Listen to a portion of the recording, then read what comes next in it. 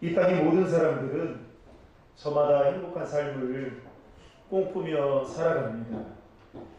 특히 사람들은 모든 것이 갖추고 있다라고 생각하면 지금보다 좀 더 나은 행복한 삶을 살 수 있을 것이다라는 생각을 갖고 살아갑니다.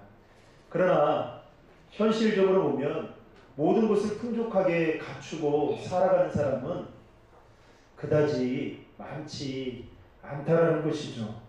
반대로 모든 것을 다 갖추고 있다 할지라도 우리의 욕심이 정말 바다처럼 끝이 없어서 시간이 지나게 되면 만족하지 못하고 또 상대방과 내 자신과 비교하다 보면 어느 순간 내가 가지고 있는 것보다 가지지 못한 것에 대한 그 마음 때문에 행복하지 못하는 경우가 많다는 것입니다.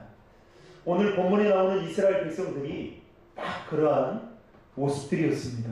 오늘 말씀을 보면 이스라엘 백성들은 가데스 바네아에서 물이 없자 모세에게 원망과 불평을 하게 되는 것을 볼 수 있습니다.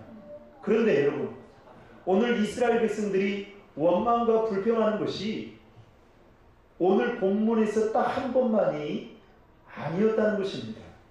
출애굽기 15장에 보면 이스라엘 백성들이 홍해바다를 건너게 됩니다. 그리고 수르 광야를 지나서 마라에 도착을 하게 되죠. 그런데 마라에 도착했는데 물이 있는 겁니다. 물을 먹으려고 하니까 물이 쓰게 된 거죠. 그래서 이스라엘 백성들이 이게 물이 있어서 마시지 못하게 되니까 모세에게 원망을 합니다. 그때 하나님이 쓴물을 단물로 바꾸어 주셔서 이스라엘 백성들에게 마시게 하죠.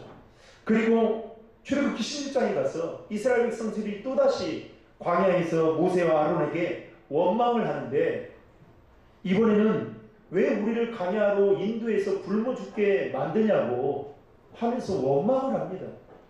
이때 하나님이 이스라엘 백성들의 원망하는 소리를 듣고 이번에는 만나와 메추라기를 그들에게 공급해 주시면서 원망을 잠재우게 되는 것이죠. 그리고 또 출애굽기 17장에 가서 이스라엘 백성들이 르비딤에 도착을 하게 됩니다. 이때도 마실 물이 없자 이스라엘 백성들은 또다시 이번에는 모세와 다투면서 뭐라고 이야기를 하냐면 우리를 왜 애굽에서 인도에서 목말라 죽게 하느냐 이러면서 원망을 하게 됩니다. 이때 모세가 어떻게 하죠? 반석을 2번 지팡이로 내리쳐서 물을 내게 해서 마시게 합니다. 이로 인해서 모세는 어떻게 해요? 이스라엘 하나님이 약속하신 가나안 땅에 들어가지 못하게 되는 일이 벌어지게 됩니다. 그리고 여기에 끝나지 않고 민수기 14장에 보면 이스라엘의 12지파들이 가나안 땅을 정탐하기 위해 보내지게 됩니다. 그리고 가나안 땅을 정탐하고 돌아와서 10지파의 대표들이 아주 부정적인 보고를 합니다. 그 땅은 아낙 자손들이 살고 그 땅은 아낙 자손들은 우리보다 강해서 우리는 그들의 메뚜기에 불과한 존재들입니다.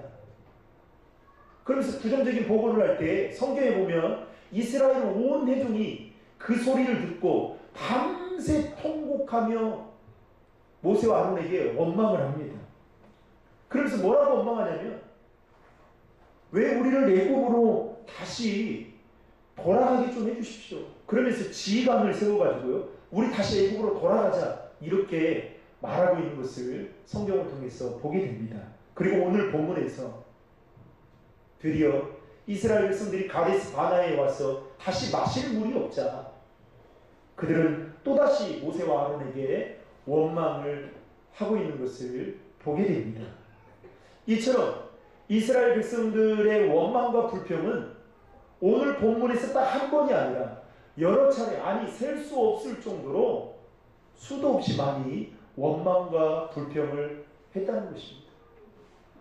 어떻게 보면 이스라엘 백성들에게 원망과 불평은 이제는 너무나 오래되어서 바로잡기 어려울 정도로 고질적인 문제가 아니었나 이렇게 생각해 보게 되는 것입니다.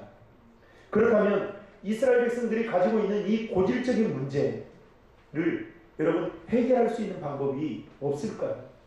이들은 평생 해결을 하지 못해서 여러분 이렇게 늘 원망과 불평하는 삶을 살아야만 했을까요? 오늘 말씀을 통해서 그 은혜를 나눌 때에 저와 여러분 안에도 고질적인 문제들이 해결받는 은혜가 있기를 주님의 이름으로 축복합니다. 첫째로 현실을 현실의 눈으로 바라보지 않고 믿음의 눈으로 바라볼 때에 고질적인 문제를 해결받을 수 있다는 것입니다. 저를 따라서 한번 해보겠습니다. 현실을 현실의 눈으로 바라보지 않고 믿음의 시각으로 바라볼 때 고질적인 문제를 해결받을 수 있다. 오늘 본문 3절부터 5절까지를 보시면 이스라엘 백성들이 원망을 하는데요. 이 원망의 강도가 점점 더 세지고 있는 것을 볼 수 있습니다. 먼저 3절을 보시면 이스라엘 백성들이 원망을 하는데 이렇게 원망합니다. 우리 형제들이 여호와 앞에서 쓰러져 죽을 때에 우리도 함께 죽었더라면 좋았을 텐데 왜 내버려 뒀냐? 그러면서 4절에 가서 이렇게 말합니다. 당신은 왜 우리를 광야까지 끌고 와서 우리와 우리의 가축들이 여기서 죽게 하느냐 하고 원망의 강도를 높입니다. 그 다음에 5절에 갔어요. 어찌하여 우리를 애굽에서 이끌어내어 이 끔찍한 곳으로 데려왔느냐고 하면서 이곳에는 씨 뿌릴 것도 없고 무화과 나무나 또 포도나무나 석류나무나 또 심지어는 마실 물조차 없는 곳이다 라고 하면서 원망을 하게 됩니다. 여러분, 현실의 눈으로만 바라보게 된다면 원망과 불평의 강도는 점점 더 세질 수밖에 없다는 것입니다. 우리가 성경을 통해 보았듯이 그리고 우리가 잘 알고 있듯이 이스라엘 백성들의 삶은 여러분 어떠했나요? 430년간 애굽의 종살이의 삶을 살았던 자들이었습니다. 그러나 하나님이 그들을 불쌍히 여기셔서 하나님이 약속하신 가나안 땅으로 그들을 인도하는 과정 속에서 우리가 잘 알고 있듯이 때로는 홍해 바다를 건너게 하시고 또 만나와 메추라기로 그들을 먹이시고 더 나아가서 밤에는 불기둥, 낮에는 구름기둥으로 그들을 인도해 주셨습니다. 이스라엘 백성들의 출애굽의 여정은 그야말로 하나님의 은혜와 기적의 연속이었습니다. 그런데 놀라운 것은요, 현실을 현실의 눈으로만 바라보니까 자신들이 처한 상황이나 환경이 좋지 않을 때마다 뭘 하고 있어요? 원망과 불평을 하고 있더라는 겁니다. 그것도 한두 번이 아닙니다. 여러 차례. 여러분, 원망과 불평은요, 하나님의 인도하심에 대한 의심이나 불확실성이 있을 때 나타나는 여러분 불신앙적인 행동인 것입니다. 만약에 하나님이 이스라엘 백성들을 인도하신다라고 그들이 믿고 있다면, 아니 하나님이 내 앞길을 책임져 주신다라는 그 믿음에 대한 확신이 있다면 지금의 상황이 어려워도 환경이 어려워도 어떻게 해요? 원망과 불평을 하지 않는 것이죠. 그런데 거기에 대한 하나님의 인도하심에 대한 의심이나 불확실성이 있으니까 이게 불신앙적으로 나오는 게 원망과 불평인 것입니다. 하지만 이스라엘 백성들은 현실을 현실의 눈으로만, 사실을 있는 그대로만 보았습니다. 여러분, 절대로 현실을 외면하거나 무시하라는 말이 결코 아닙니다. 우리가 알아야 될 사실은 현실을 현실로만 본다고 해서 그 문제가 바뀌거나 해결되는 것이 결코 아니라는 것입니다. 그렇다면 여러분에게 묻겠습니다. 하나님이 여러분들의 삶에 앞서서 일하시고 행하시는 것을 보기를 원하십니까? 나를 괴롭게 하고 힘들게 하는 고질적인 문제로부터 여러분 해결받기를 진짜 원하십니까? 이스라엘 백성들처럼 현실을 현실의 눈으로만 바라보지 않고 믿음의 시각으로, 믿음의 눈으로 바라보게 될 때에 여러분 그 문제가 해결될 줄로 믿으시기 바랍니다. 그래서 여러분 믿음의 사람들에게는 중요한 게 있어요. 사실보다 더 중요한 게 뭐냐면 관점인 겁니다. 이게 너무 중요한 거예요. 둘째로 하나님의 은혜를 잊지 않고 기억할 때 고질적인 문제로부터 해결받을 수 있다는 것입니다. 저를 따라하겠습니다. 하나님의 은혜를 잊지 않고 기억할 때 고질적인 문제로부터 해결받을 수 있습니다. 오늘 말씀을 단순히 표면적으로 보면요, 이스라엘 백성들은 마실 물이 없다라는 그 이유 하나만으로 원망하고 불평하고 있는 것처럼 보일 수 있습니다. 그런데 여러분 말씀을 좀 더 깊이 묵상해 보면 이스라엘 백성들이 원망과 불평하는 그 이유에는 무엇이 빠졌나? 하나님이 자신의 삶 속에 베풀어 주신 은혜를 까마득히 잊어버리고 있었다는 것입니다. 출애굽의 여정 속에서 홍해를 건너고 구름기둥과 불기둥으로 인도하시고 때로는 만나와 메추라기로 그들을 먹이셨던 그 모든 일들은 여러분 누가 뭐라 해도 하나님의 특별한 은혜였습니다. 그러나 이스라엘 백성들은 이 하나님의 특별한 은혜를 다 잊어버리고 살았던 것이죠. 만약에 이스라엘 백성들이 하나님의 은혜를 여러분 잊지 않고 기억하고 있다면 지금의 상황에 물이 없다고 할지라도, 그래 물이 없어 힘들다고 할지라도 여러분 크게 문제가 되지 않았을 것입니다. 문제는 하나님의 은혜를 잊어버리니까 물이 있고 없고가 그들에게는 큰 문제시 되었던 것입니다. 여러분 왜 이렇게 자녀들 중에 불효자식이 있는지 아십니까? 부모의 은혜를 모르니까 그런 겁니다. 부모의 은혜를 안다면 어떻게 해요? 어떻게 하면 부모의 마음을 기쁘게 할까? 그래, 지금은 나를 도와주지 않아도, 나에게 전화하지 않아도 내가 지금까지 여기까지 온 것은 부모님의 은혜와 사랑 때문이었지 안다면 여러분 부모님이 어떻게 나에게 지금 대할지라도 그게 크게 문제가 되지 않고 그게 크게 나를 힘들게 하는 일이 될 수 없다는 거죠. 오스카 와일드가 쓴 그날 이후라는 그 책에 보면요, 웃긴 재미있는 이야기가 있습니다. 예수님께서 지상에 계실 때에 은혜를 베푼 자들이 지금 어떻게 삶을 살고 있는지 궁금해서 지상에 내려와서 그들을 만나는 이야기가 그 책에 기록되어져 있는데요. 지상에 내려오신 예수님이 먼저 술 주정꾼인 한 사람을 만나게 됩니다. 그런데 이 사람을 만나니까 보니까 거의 폐인이 되어 있어요. 뭔가 마음이 다 이렇게 지쳐있고 엉망진창으로 이렇게 삶을 살아가고 있는 겁니다. 이때 예수님이 다가가서 그에게 이렇게 말합니다. 형제요, 어떻게 이 지경이 되었습니까?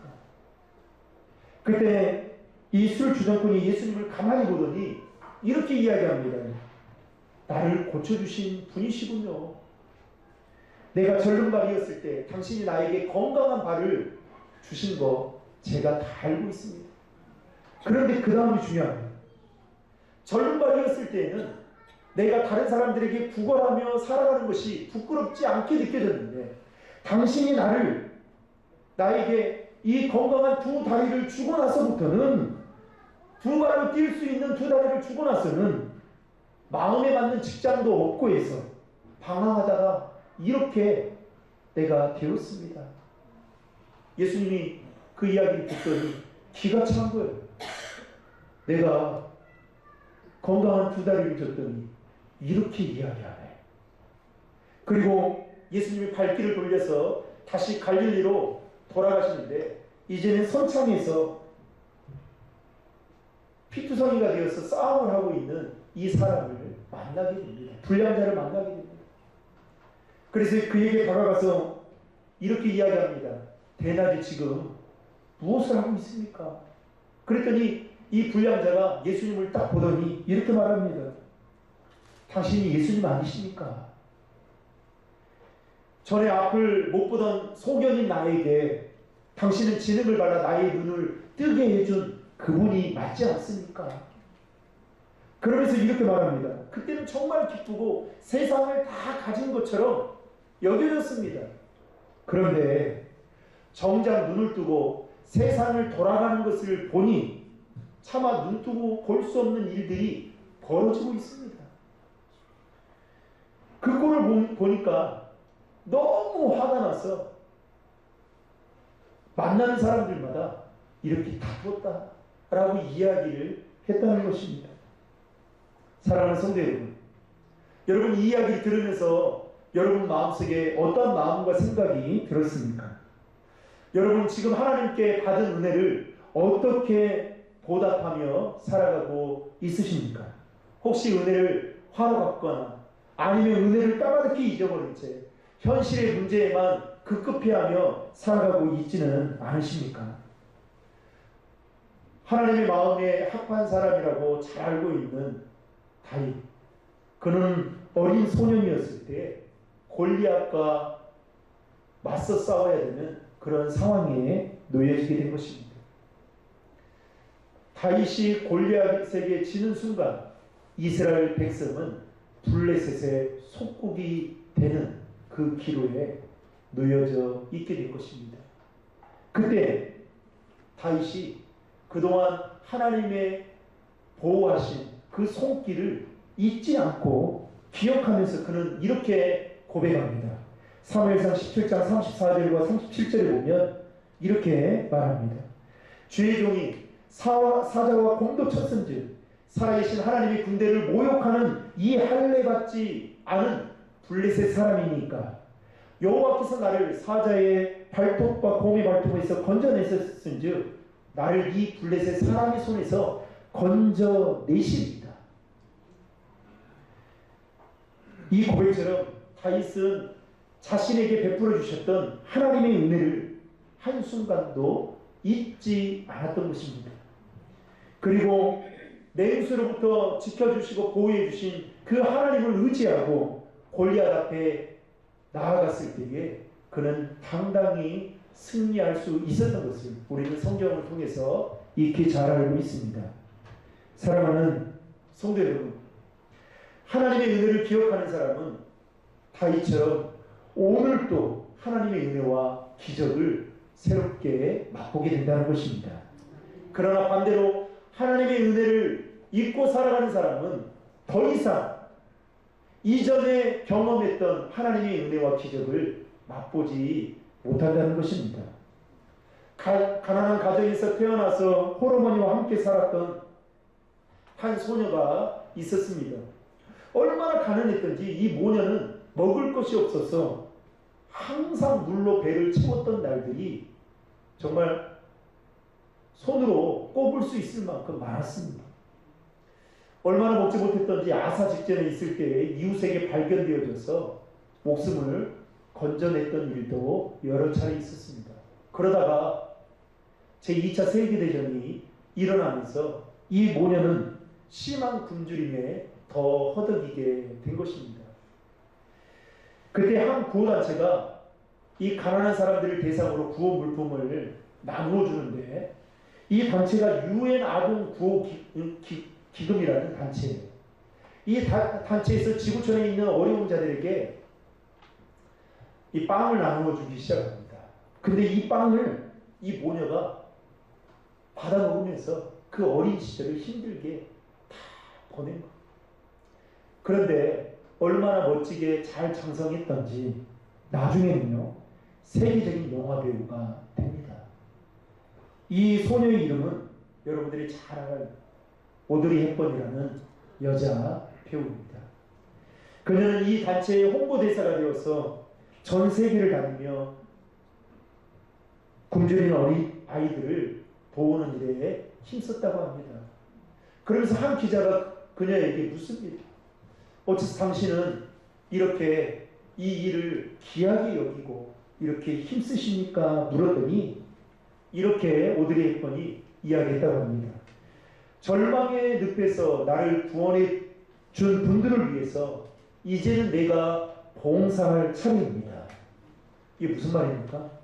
오드리 헵번은 자신에게 은혜를 구호의 단체를 통해서 은혜를 베풀어준 이 은혜를 한순간도 잊지 않고 내가 꼭 보답해야겠다라는 마음이 있었다고 합니다.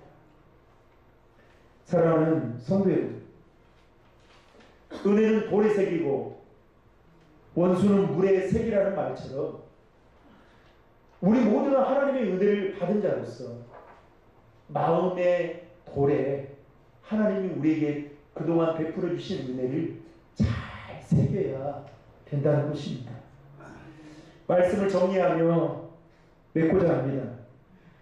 이스라엘 백성들의 출애굽의 여정의 삶은 그야말로 하나님의 은혜를 경험했던 삶이었습니다.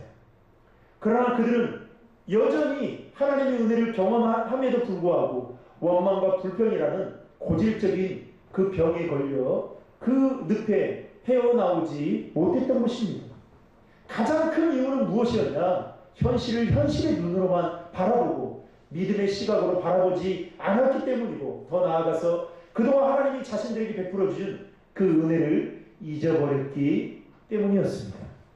사랑하는 신도림 중학교의 성도 여러분, 저는 저와 여러분이 믿음의 눈으로, 믿음의 시각으로 여러분 모든 것을 바라볼 수 있기를 주님의 이름으로 축복합니다.